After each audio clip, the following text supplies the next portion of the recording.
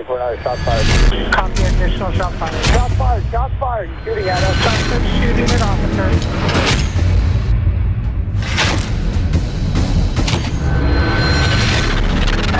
Break down. He's at the base of the stairs, white t-shirt, white male. Coming to you from Northern California. Negative K, nothing further, just This is the Shots Fired Podcast. Back on the town property case, Moby 76. With your hosts, Sergeant Kyle Schoberg, retired police officer Mark Redlich, and Deputy Billy. We are America's leading law enforcement resource for training and tactics from experts in the industry. Here are your hosts.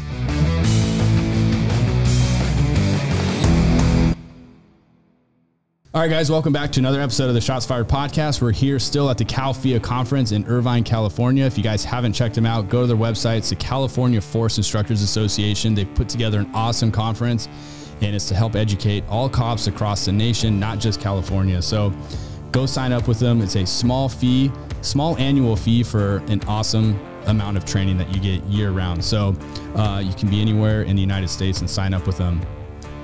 Today, we have Dane Gifford with us from Effective Fitness Training. Dane, thank you for carving out a little bit of your time. I know you guys are down there busy in the conference and speaking with the officers down there in your vendor booth. You guys have a lot of value to offer, and we thought it'd be awesome to pick your brain and kind of dabble into what you guys have to offer for the law enforcement community. You guys are kind of taking over. You have a huge followership in the law enforcement community. So I think I'm going to turn it over to you. Tell everybody who you are, what your background is in fitness, and we'll jump into what we want to discuss. Yeah, absolutely. I appreciate you guys having me on for sure. Absolutely. Great Yeah, thanks for being here.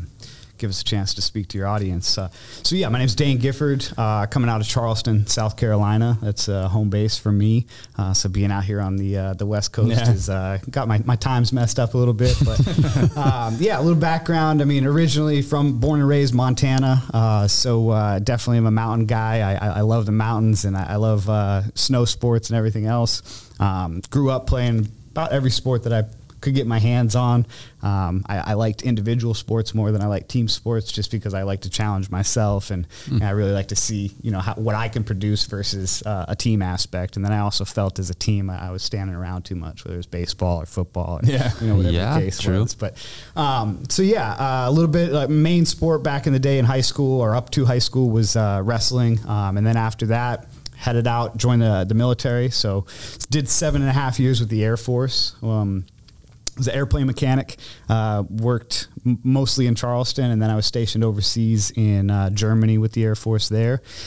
Got done with that and came back home to go to school and utilize that GI Bill and take advantage of free school. So came back and wanted to pursue a career in physical therapy. And that's where kind of the strength and conditioning / fitness aspect of my life took off. It was the last year of military. I was really heavy into training, lifting, and doing all of that, and I just found this passion for now starting to create fitness, not only within myself but really helping others. Yeah, and so I wanted to parlay that into, okay, how can I affect change in people more so than just a personal trainer? Because I kind of felt like at the time, man, personal trainer is just not going to cut it as a career, you know, and not that it can't. I think there's a ton of great very wealthy personal trainers out there. I just didn't see the path. I saw that path more going through physical therapy and trying to do that route. I also felt like, okay, I can lift, I can squat, I can deadlift, whatever. But how do I deal with it when those people come in as my clients that are having nagging injuries and all these other things? So I was like, all right, I need to be able to overcome that. So I need to learn. So took on that endeavor, eventually got into managing a CrossFit gym, did that for a couple of years, got a level 2 cert. I got my bachelor's in exercise science, intern strength and conditioning with College of Charleston, and then eventually transitioned into the physical therapy world. And when I did that, I met a person that was doing cash pay physical therapy. He's one of our partners with Effective Fitness Training, Eve Gigi.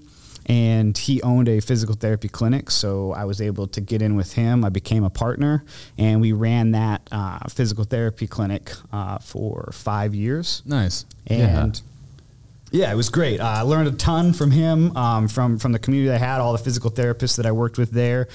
So much information to take in over those 5 years. And it was during that time that we met some cops and really, you know, looking at the law enforcement background and all that everybody was dealing with, we were like, man, there's a hole here. Fitness isn't where it needs to be. Recovery from injuries and different things wasn't where it needed to be. It just felt like there was a lack of resources. So that's where we came up with the idea to go into trying to provide physical therapy to cops. And then we realized that's not the right way to do it. We need to start at the ground level, which is fitness. Yeah. Wow. So then that was where effective fitness training was born. How can we provide fitness training to what is now, you know, almost 1 million cops around the country? Yeah. So that's kind of the mission, is can we get fitness to 1 million cops in the U.S.? So that's where we are today, is kind of, you know, trying to carry out that mission and really provide fitness training and education to the law enforcement around the country. That's awesome. Yeah, I think it's super important. And honestly, like, I don't think enough cops pay attention to their health. You know, especially you get stuck in these routines, you work graveyards, you know, you're always on the go. So you're eating like crap. You're running through drive-through freaking fast food restaurants to grab a bite to eat. And I think in the moment, a lot of cops think like, yeah, I'll just, you know, I only eat like shit when I'm at work. But then, you know, over a period of time, it's like now you're constantly eating like shit. And then now that becomes like the norm. And then a lot of cops end up gaining a ton of weight. They're out of shape. They can't even put their duty belt on. You know, then they're getting in a struggle or a fight with someone at work. They can't even like protect themselves, not alone their partners or the public. And I think it just starts to spiral downhill for a lot of cops who don't like value their staying in shape or staying healthy. I mean, is that like an impact that like you guys, like that's your target audience would be, you know, to prevent stuff like that from happening?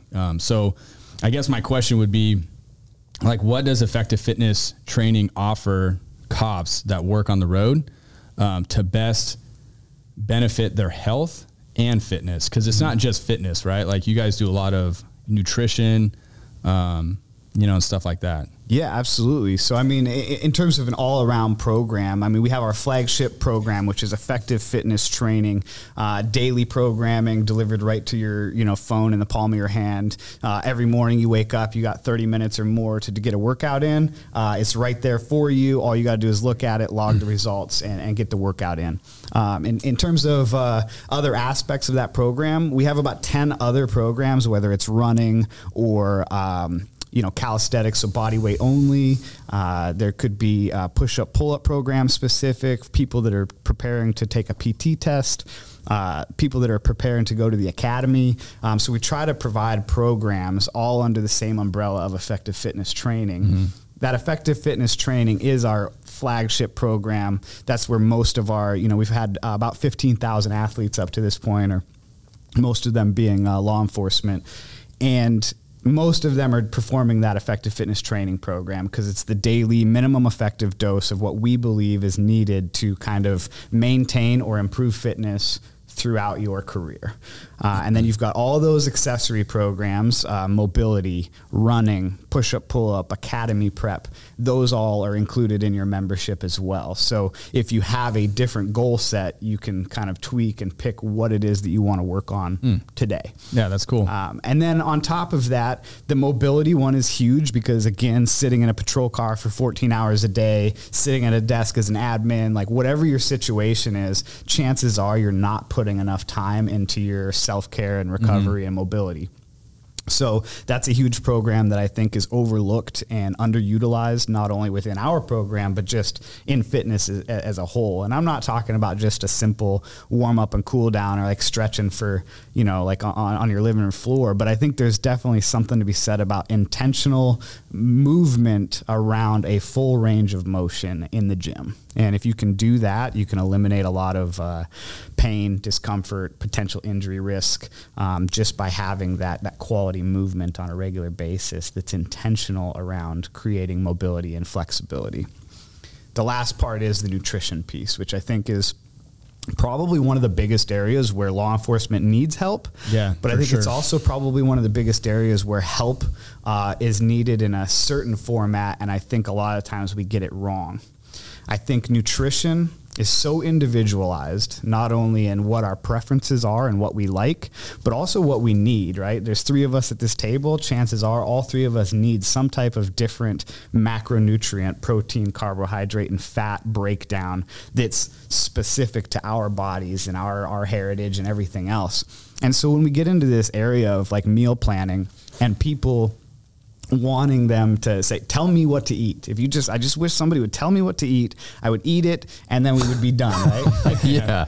Like, I think we all think that that's great. Yeah. But what happens when the first time you write a meal plan, you're like, well, you got to eat, 2 cups of broccoli with dinner 2 times a week. And you're like, fuck, I don't like broccoli. Yeah. Well, I'm sorry you didn't pay me enough to figure out what other food you can eat. And I think that most registered dietitians and people that do nutrition coaching run into that problem. Yeah. And I think the best way to attack that is more through behavior change than it is with dietary restriction or specific meal planning, right? Yeah. And what I mean by that is, how can we change subtle behaviors? Choosing, a certain drink versus Monsters at night, when you're on patrol. Choosing to eat something that's high in protein, even if it's coming from a gas station, rather than something that's like high in sugar and carbohydrates. There are ways that we can do things while we're on patrol, or in meal prepping or whatever, that makes our life easy, but also doesn't overcomplicate things by thinking, oh, I need to have the perfect set of carbohydrates, the perfect set of fat, and the perfect protein every meal, when it's really like, if I could just pick maybe one of those. Yeah. And we always preach protein. Yeah. You guys like protein? Yeah. Yeah. Protein. Yeah. Powder specifically. Just dry right in my mouth. I'm sucking a rock star down right there. No, that is kind of funny. Yeah. Well, he said Monster though, so you're all right. Oh, cool. Yeah. Thank you. Yeah. Rock stars are totally okay. Yeah. Cool. Thank God. They only have 87 grams of sugar. I'm all sitting here shrinking in my chair as he's saying that. I'm like, shit, that's me. Yeah. No judgment at all. We all need behavior change. So. Yeah. I mean, it sounds to me like you guys offer something where because here's the thing, dude, I think you mentioned it, but excuses are always going to be the #1 reason why cops aren't staying in shape or diet, right? Or not providing a good nutrition. And like you just said, you can still find ways, even if it is that you have to go to a gas station to get a snack, buy the right snack, right? So, or the right drink that's going to provide you some energy to stay awake all night. Because I mean, fuck, we all know energy drinks are terrible for you, but we all suck them down on patrol. I mean, I do. I'm totally guilty of it. So I like that you guys provide a sustainable, practical diet plan for cops, specific to what we do in our career. I mean, that's pretty hard to find, because you're right. Most people are they'll sign up for a nutritionist and they're like, hey, you provide me the meal plan. And then, people try to meal prep a week out or whatever. And I've done that, and it gets really old really fast. Trying to pre-plan all that stuff out. People lose interest in that. So I like your guys' your concept and how I you appreciate guys that. offer it for the customer. So I think one of the 2 things that we do is first and foremost, on our website, effective.fitness. Basically, there's nutrition guidelines, which are free to everybody. So you can, download those and read through some advice regarding nutrition and just some generality, type information. But then there's the next step where you can pay for nutrition templates. And those templates are more of a macronutrient calculator. So you plug in your body weight and your age and kind of activity levels, and it'll spit out, kind of the amount of protein, grams that you need, carbs, fat. And then it will provide some recommendations or some examples of, what a meal might look like. But it's also, again, it's really meant to just show you protein. This is how much you need, fat, carbs, and then give you some guidance so you can go make better decisions. And I think that that's where the important part comes in again. And this is where I say behavior change matters. And I would challenge everybody that's struggling with diet and nutrition and getting overwhelmed, meal prepping. If you were to take one thing, and we always recommend protein. if you can take and maybe put it into that calculator that we have, you identify the exact amount of protein that you need. If you don't want to pay for it, really you can just say, 1 gram of protein per lean body mass. So if I'm 180 pounds, my lean mass is probably around 170. Okay, so I need 170 grams of protein per day. And if I start with just that focus, where I only focus on protein day in and day out, chances are everything else is going to even out because I'm going to be full from eating that amount of protein. I'm going to make sure that protein is helping me recover. And then all of a sudden you're seeing that I'm not eating as much carbohydrates, especially the bad ones. My fats are staying pretty, in line with where they would be if I was even monitoring, just by focusing on the protein. And so if I'm meal prepping for a week, I'm not really concerned about, how many carbs or fats I need. I concern myself with how can I get 170 grams of protein every day for this week? And then everything else that kind of goes in and around that, it's a wash for me. If I can do that straight for 30 days, now I can start to maybe layer in the next piece of behavior change. Okay, I've got my protein dialed in. I can pretty much see it on a plate. I know what a chicken breast is. I'm getting 170 grams every day. Now, what do I need to do about my carbohydrates? And I start to layer that in, and I start to focus on that because the other thing's automatic. And it's just that consistency. I like that. It's like you're not like... It's not all like at once. You're not trying to like educate someone on all of this nutrition all at once, because unless you really are educated about it, it's kind of overwhelming. Right. Well, yeah, I think a lot of people too, if fitness is not ingrained in you and you're not eating balanced, consistent meals, and you're looking at this program and it's like, how do I make that change? I know plenty of people that have tried something and it's always very dramatic, major change in lifestyle, fitness, like food. right away. Yeah. And it's short-lived. Yeah. And I like how you talk about like, hey, we're going to change one small thing and we're going to continue to move forward. And I just want to ask for clarification. You talk about protein, and that's the one change that you should be maybe focusing on first. Can you give a couple examples of a protein item that somebody can eat? Because I think everyone has a different idea. Yeah. They think powder and chicken. Right. Like his face lights up. He's like, I get excited because like proteins, like there's so many. You know? So can you share some of that? Well, I mean, just egg whites. I prefer egg whites over eggs just because of the levels of fat, but even still eggs are fine. And then you get into, tuna packets are great. I carry around a ton of tuna packets because they're typically about 18 grams of protein per pack. Cans are higher because there's just more of it. You've got chicken, red meat, turkey, all of the meats you can possibly have. You've got plant proteins like chickpeas, lentils. A lot of your beans are going to be high in protein. So there's so many sources of protein. You got dairies, milk, typically like a 1-to-1 ratio for carbs and protein there. So if I were looking at how I can adjust myself, like again, on shift or meal prepping or whatever, there's lots of decisions. Like that Rockstar has 0 protein in it. But there is a 20-gram protein, like Starbucks drink that costs the same exact amount at the gas station. So if I were going to choose energy, I might choose energy and protein because at least I'm getting the protein with it. Or, I choose chocolate milk specifically because I love the way it tastes, and it's just a great... Every college team in the country is utilizing chocolate milk for their protein needs. It's cheap. It's readily available. Every college kid loves chocolate milk. So that's what sports teams are utilizing for their... so chocolate milk's the secret. That's the secret, wow, right? Post-workout nutrition, right? It's got the amount of carbohydrates that you need, and then it's got the amount of protein as well. And so it's just a great kind of addition. But then you can choose those pre-made sandwiches, right? Maybe you throw off the top layer of bread. You've got the sausage patty in there. There's so many ways that you can just approach simple, ready to eat. And again, if I'm going into the gas station because it's a last ditch effort, I didn't have time to plan my meals this morning, whatever the excuses are, I can at least make a good decision right now. With what you have. Nothing's open. Yeah, with what's available to you. Wow, that's good. That's important. Even if I'm going to fast food, what am I going to choose? I'm looking for what has the best and most amount of protein. Can I eat chicken sandwich instead of a burger? Can I even get 2 patties of chicken on that sandwich? Like, can I just eat like a double cheeseburger? And again, maybe I get rid of the top bun and just eat it, with the 2 patties. Like, there's so many ways to kind of play with it, especially if you're just focusing on that one tool. Yeah. And that's why it's so, I think, powerful. And we could say the same thing about hydration, or if it's caffeine that you want to limit the amount of, it's all rock good, star dude. drinks. You can toss me on the bus. Yeah. But I mean, really, it's like starting to say, okay, well, I can get the same amount of caffeine from just a black cup of coffee. So how can I start to work that into my diet as opposed to whatever? And so just little tweaks and not overcomplicating it, I think is massive. That's awesome. I mean, it's interesting to think that, because really, if you're stuck in positions where you don't have that food, you haven't brought it with you, you could still make good decisions with what's available.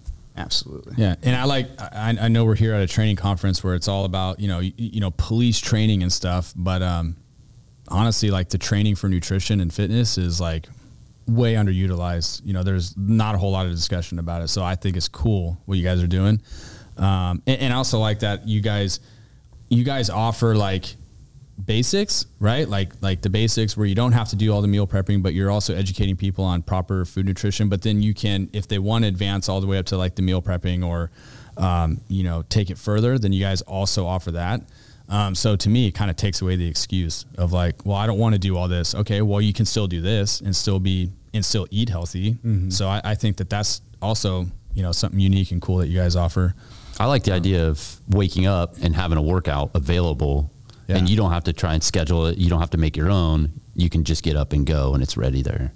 Yeah. Yeah. So, I think that's one of the biggest things is that minimum effective dose right in the palm of your hand when you need it, without having to think. Because even as a coach and as a strength and conditioning coach, like, I don't want to think about what my workout is.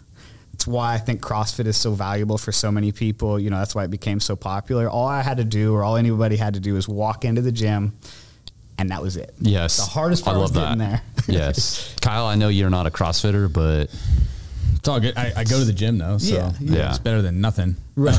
But then in the same sequence, right, for us, if I can take that same idea and put that in the palm of your hand, now you don't have to pay the $200 a month to join that CrossFit gym. You can do it either in your garage or wherever you might have your equipment, and you still have that same level of coaching through videos. There's also a community aspect. We have a leaderboard, just like you'd want in a community, so you can see how you're stacking up against your peers. No, that's cool. And like I said, there's been over time 15,000 athletes, so it's a good sample size too of how you stack up against your peers. And then there's a message area. You can communicate directly with our coaches. If you got questions, you can even submit videos and get form feedback. So it is very kind of similar to having that class aspect, group training model, but at the same time having a personalized kind of like in the palm of your hand where you need it most kind of aspect. Dude, I think that's pretty cool. Yeah, and you know what? The reality is most police departments have gyms at their departments, and a lot of agencies give you an hour workout time. Right. So, and if they're not, they should. Yeah, they should. Yes, for sure. But again, I think what you guys are doing, it just takes away the excuse of the average cop saying, well, I don't have time, or I don't know how to do it, or whatever. Like, it's, you guys offer it in the palm of your hand. So, if this is sounding a little overwhelming, or you're trying to wrap your head around it, go to a fitness or effective fitness training, and it's all there for you guys, and you can read on it. So tell everyone your website, how do they get plugged in with you guys if they want to sign up, and your social media.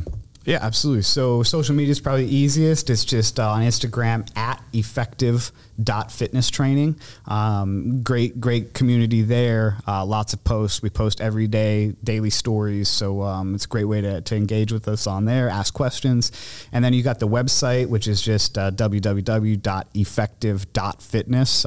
Everybody gets confused. They want to add a .com in there. No .com. It's just .fitness. Oh, okay. So effective.fitness. And that's a great place to not only find out more about our programs, but again, an area where you can connect with us. And then finally, it's a 14-day free trial. So I suggest that everybody jumps on there, does that 14-day free trial, cancel any time, but just get in there, see what it's like, have the ability to even communicate with a coach, ask questions, and just check out the community. And yeah, there's really no downside to that, you know, getting 14 free days to get No, a shot. absolutely. Yeah. You guys got to start investing in yourselves. So we all do. Yeah. Dude, thank you for carving out the time.